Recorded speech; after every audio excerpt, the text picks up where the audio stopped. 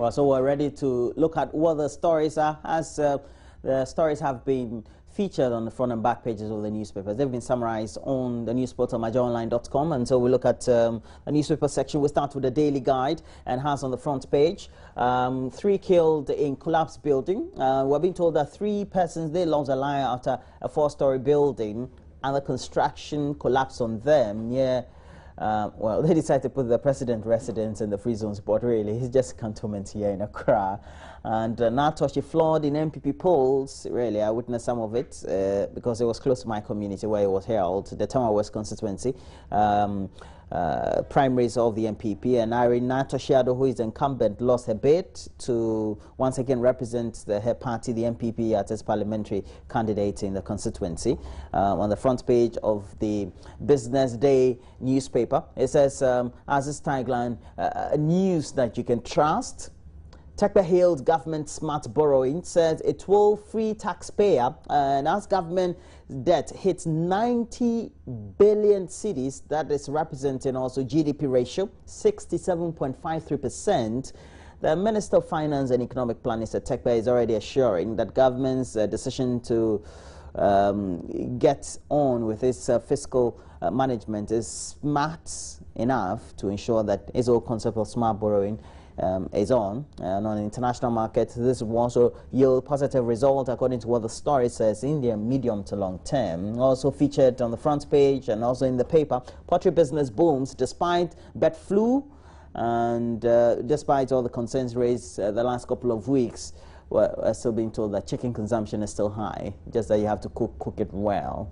And so that's why heat is always important when there's a scare of bird flu and such related diseases. We go up and on the front page of the Business and Financial Times, Africa's leading provider of business information, thermal power to the rescue.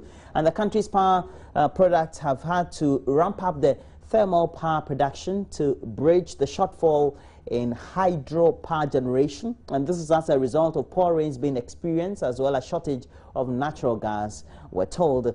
And according to what the reports are, and this really also has been confirmed by the Business and Financial Times, fuel taxes killing consumers, the other story. Petroleum product dealers can take part of the blame for not allowing consumers to enjoy the full benefit when prices go down on the world market.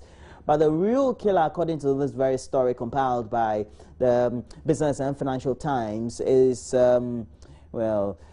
consumer critics saying that there are countless taxes and levies government has slapped on the petroleum product. As a result of that, consumers are made to pay the brand or made to buy the brand. As a result of that, paying a lot more as far as that is concerned.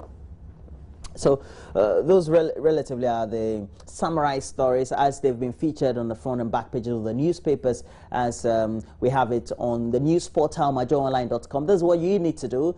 As always, make sure you get interactive on the page. Joy News on TV is the official page of Joy News on Facebook, and that has been linked to the Twitter account, and it's Joy News on TV, and so I Joy News on TV on Twitter.